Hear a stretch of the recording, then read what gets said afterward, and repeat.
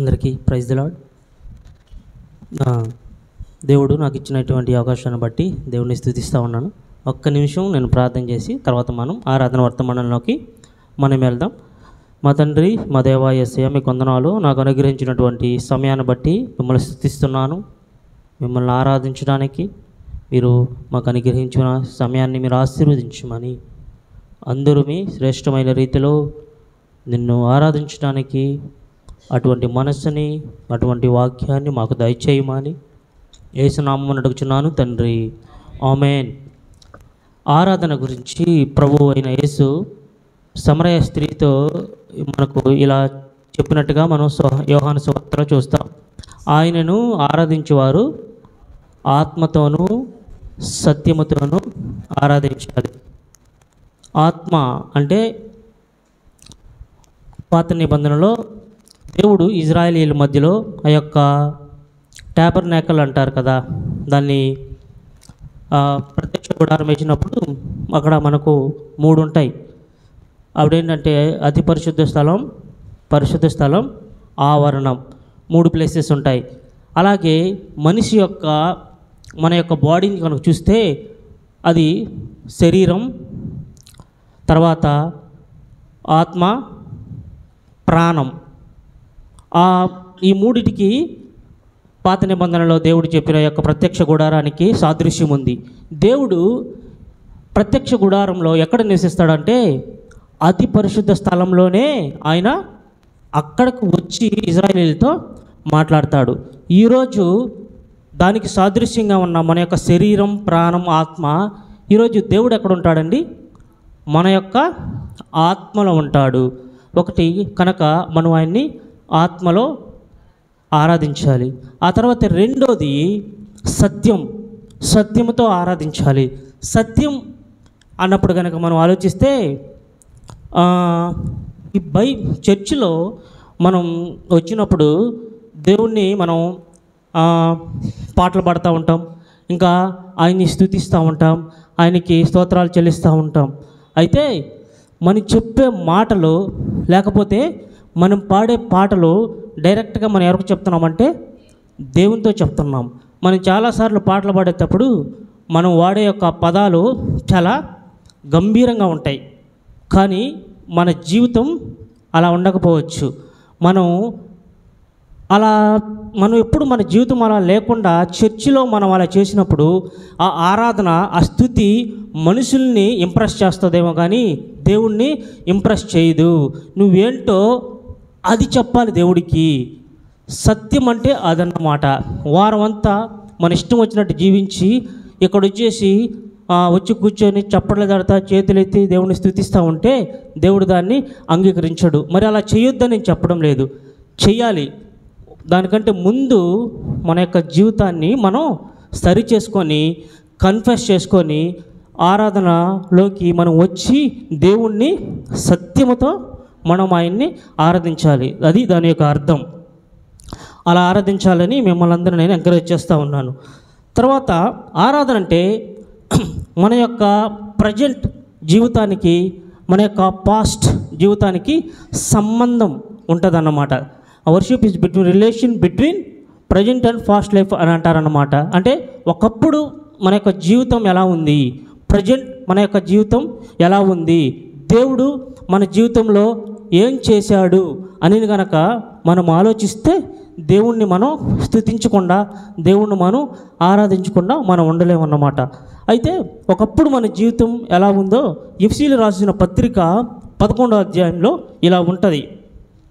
కాబట్టి మునుపు శరీర విషయంలో అన్ని జనులై ఉండి శరీరమందు చేతితో చేయబడిన సున్నతి గలవారు అనబడిన వారి చేత సున్నతి లేనివారబడిన మీరు ఆ కాలమందు ఇశ్రాయేలుతో సహపౌరులు కాక పరదేశులను, వాగ్దాన నిబంధనలు లేని పరజనులను, నిరీక్షణ లేని వారును, లోకమందు దేవుడు లేని వారనే ఉండి క్రీస్తుకు దూరస్తులై ఉంటేనని మీరు జ్ఞాపకం చేసుకొనుడి. ఇది మన యొక్క పరిస్థితి. మనం ఒకప్పుడు పరదేశులుగా ఉన్నాం, మనం దేవుడు లేని ప్రజగా ఉన్నాం, మనకు దేవుడిచ్చిన వాగ్దానం లేని ప్రజలుగా ఉన్నాం. ఇంకా చెప్పాలంటే మనం పాపంలో కూరుకొని పోయినాం. ఇంకా చెప్పాలంటే మనకు ఒక నిరీక్షణ లేదు. నిజంగా ఒక హృదయంలో ఒక ఆనందం, సంతోషం లేదు. మన యొక్క సమస్యలను బట్టి, లేకపోతే మన యొక్క పాపాలను బట్టి ఎప్పుడు మనకి ఎవరు ఇడిపిస్తారా, లేకపోతే మనకి ఎవరు సహాయం చేస్తారా అన్న పరిస్థితుల్లో ఒకప్పుడు మనం లేం.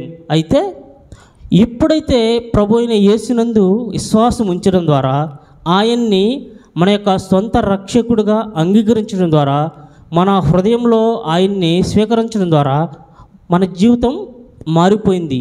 మన యొక్క ఆలోచన జీవితమే కంప్లీట్గా మారిపోయింది. ఇది రక్షించబడిన ప్రతి ఒక్కరి యొక్క వ్యక్తిగత అనుభవంగా ఉండాలి. అనుభవంగా ఉన్నప్పుడే మనం ఆయన్ని ఆరాధించగలం. అయితే ఇలా రావడానికి మనం ఈ యొక్క సంతోషకరమైన జీవితాన్ని, లేకపోతే రక్షణ ఆనందాన్ని, మనం దేవుడిచ్చే గొప్ప సంతోషాన్ని ఈరోజు అనుభవించడానికి కారణం దేవుడు మన యందు చూపించిన ప్రేమ. ఆయన సిలువలో చేసిన ఆ గొప్ప యాగం మన కోసం ప్రభువైన యేసుక్రీస్తు ఆయన యొక్క పరలోకాన్ని విడిచిపెట్టి భూమి మీదకి వచ్చి అనేక శ్రమలు పొంది ఆ తర్వాత ఆయన యొక్క రక్తం కార్చి చనిపోయాడు. చాలామంది క్రైస్తవేతరులు మనం ఈ విధంగా అంటూ చూస్తాం. సిలువలో ఏలాడుతున్న యేసయ్యను చూసి ఆయనే రక్షించుకోలేకపోతే నాడు ఇంకా మనల్ని ఏమి రక్షిస్తున్నాడు అని అనేసి మనం చాలాసార్లు బయట సిలువలో ఏడాడుతున్న యేసు ప్రభువుని యొక్క పటాలు చూస్తాం. కానీ దాని తర్వాత ఏం జరిగిందంటే మూడో రోజు అయినా తిరిగి లేచాడు. సో అటువంటి పటాలు చూడడం, లేకపోతే అటువంటి యొక్క పిక్చర్స్ చూడడం చాలా రేర్ అన్నమాట. మనం ఎప్పుడు కూడా సిలువ మీదే ఎక్కువ చూస్తాం. కానీ ఆయన మూడో రోజు లేచాడు, పునరుద్ధానుడయ్యాడు. అది చూసినట్లయితే మనం ఆయన్ని ఆరాధిస్తాం, ఆయన్ని మనం స్తుతిస్తాం. అది వాళ్ళకి తెలియదు, మనకు మాత్రమే ఆయన్ని అనుభవిస్తున్నాం. వ్యక్తిగతంగా మనం ఆయన యొక్క శక్తిని, ఆయన యొక్క ప్రేమని, ఆయన యొక్క బలాన్ని మన జీవితంలో చూస్తున్నాం. కాబట్టి మనం ఆరాధించకుండా ఉండలేం. అయితే నేను చెప్పాలనుకుంటున్నది ఏంటంటే, మన యొక్క సేవియర్, మన యొక్క రక్షకుడు ఎంత గొప్ప దేవుడో, ఆయన ఎటువంటి దేవుడై ఉండి మన కోసం ప్రాణం పెట్టాడో, ఆ యొక్క దేవుణ్ణి బైబిల్లో నుంచి నేను చూపించాలని అనుకుంటా ఉన్నాను. మొట్టమొదటిగా మొదటి తిమోతికి రాసిన మొదటి పత్రిక 17వ అధ్యాయం.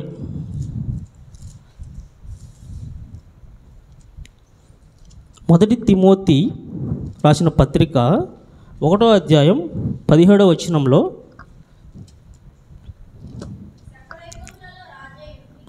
సకల యుగములలో రాజేయుండి అక్షయుడును అదృశ్యుడునగు అద్వితీయ దేవుడినికి ఘనతయు మహిమ. పేజ్ నెంబర్ అంతే.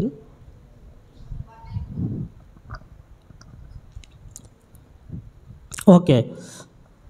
ఆయన సకల యుగములలో రాజుగా ఉన్నాడు. మన ప్రభు మన కోసం ప్రాణం పెట్టిన మన ప్రభు ఎలా ఉన్నాడంటే, సకల యుగములలో రాజు, అక్షయుడును అద్వితీయుడునగు అద్వితీయ దేవునికి ఘనత.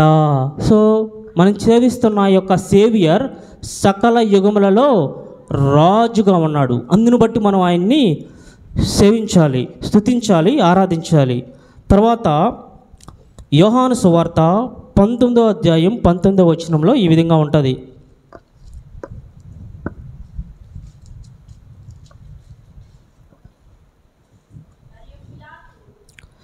మరియు పిలాతు యూదుల రాజునైన నజరేయుడగా యేసు అను పై విలాసము వ్రాయించి సిలువ మీద పెట్టించెను.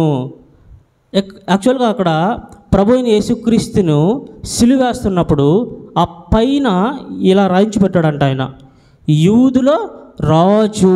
మన ప్రభు అయిన యేసుక్రీస్తు మరణంలో కూడా ఆయన ఎలా ఉన్నాడు? రాజుగా ఉన్నాడు. ఆ విషయాన్ని మనం గుర్తించాలా.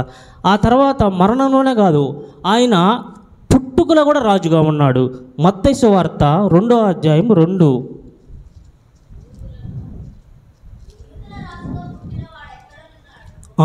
అక్కడ జ్ఞానులు, తూర్పు దేశపు జ్ఞానులు ఎదుక్కుంటూ ఆ నక్షత్రాన్ని ఫాలో అవుతూ వచ్చి వాళ్ళు యూదుల రాజుగా పుట్టినవాడు ఎక్కడున్నాడని ఆయన కోసం అక్కడి నుంచి యెరూషలేముకి వచ్చినట్టుగా మనం చూస్తాం.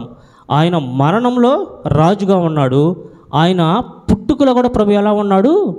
రాజుగా ఉన్నాడు. కనుక మన ప్రభువుని మనం స్తుతించాలి. ఆ తర్వాత కీర్తనలు 47:2లో ఈ విధంగా ఉంటుంది.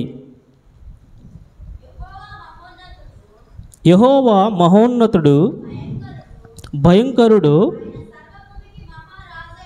ఓకే, ఆయన సర్వభూమికి మహారాజు అన్నాడు. సర్వభూమికి మహారాజు అన్నాడు. కనుక మనం ఆయనని స్తుతించాలి. ఆయన భూమికి మాత్రమే కాదు, పరలోకానికి కూడా ప్రభువే రాజు అయి ఉన్నాడు. దానియేలు 4:33లో ఈ విధంగా ఉంటుంది.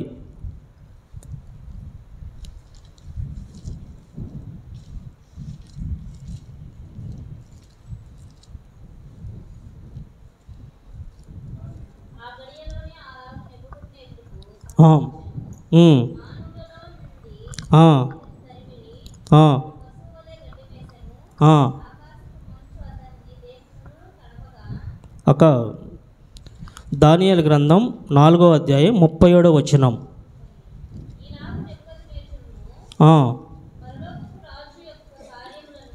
ఓకే, అదే 4:37.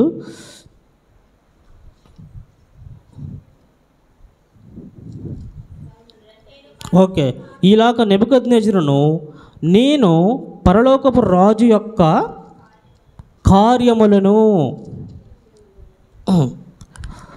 ఒక్క నిమిషం, అక్కడ ఏముంటుందంటే పరలోకపు రాజు అని ఉంటుంది అనమాట. ఇలాగూ నెబుకద్నెజరును నేను పరలోకపు రాజు యొక్క కార్యములన్నీయు సత్యములను ఆయన మార్గములు న్యాయములనే ఉన్నవనియు గర్వముతో నటించు వారిని ఆయన అనపశక్తుడనియు ఆయనను స్తుతించుచు కొనియాడుచు గణపరచుచున్నాను.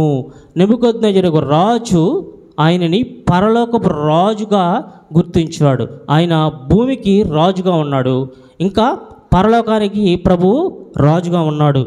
ఆ తర్వాత మలాకి 1:14లో మనకు ఈ విధంగా ఉంటుంది. మలాకి 1:14లో ప్రభువు ఘనమైన మహారాజుగా ఉన్నాడు, ఘనమైన మహారాజుగా ఉన్నాడు. తర్వాత కీర్తనలు 95:3 దేవతలందరికీ పైన మహాత్యము గల మహారాజుగా ఉన్నాడు. ఆ తర్వాత మీరు చీవలేదు, నేనే ఆ రెఫరెన్స్లు చదివి నేనే చెప్తాను మీకు, మీరు తర్వాత చదువుకోండి. కీర్తనలు 96:4లో సమస్త దేవతల కంటే ఆయన పూజనీయుడుగా ఉన్నాడు. కీర్తనలు 97:7 సకల దేవతలు ఆయనకు నమస్కారం చేయుదురు, ఎందుకంటే ఆయన మహారాజుగా ఉన్నాడు. ఇర్మియా 10:10లో ఈ విధంగా ఉంటుంది.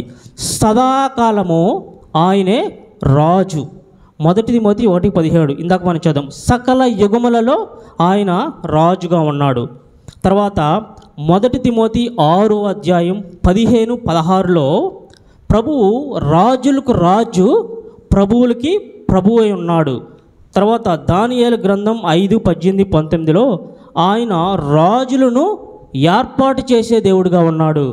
యెహెజ్కేలు 29:18-19-20లో ఈ విధంగా ఉంటుంది.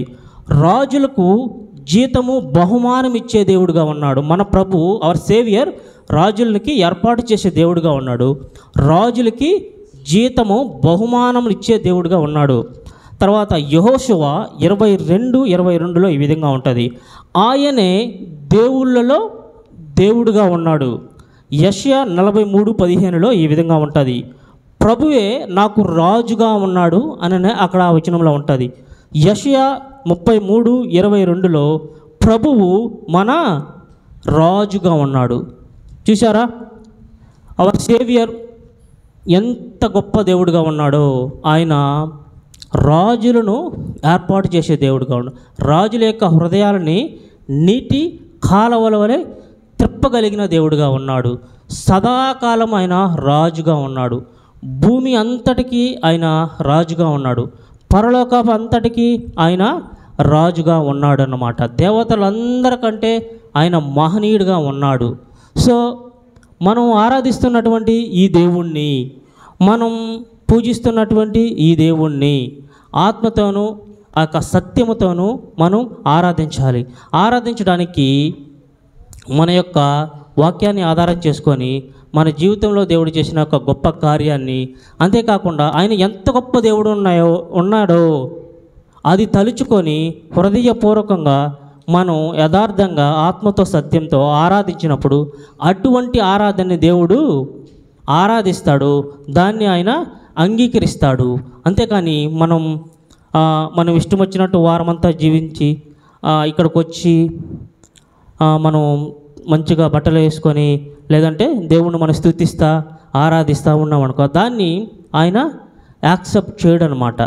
మన యొక్క జీవితాన్ని సరిచేసుకొని ప్రభువును మనం ఆరాధించాలి, మనం స్తుతించాలి. మన గోల్ ఒకటే ఉండాలి, మనం ఇంప్రెస్ చేయాల్సింది దేవుణ్ణి, మనం సంతోషపడాల్సింది దేవుణ్ణి. అటువంటి ఆరాధననే ఆయన మనకు ఇవ్వాలని, అటువంటి ఆరాధన జీవితం కలిగిన జీవితాన్ని మనందరికీ దయచేయాలని ప్రభువు ఇష్టపడుతూ ఉన్నాడు అన్నమాట. అటువంటి ఆరాధన చేయడానికి ప్రభు మనందరికీ కృప దయచేయును గాక. ఆమేన్.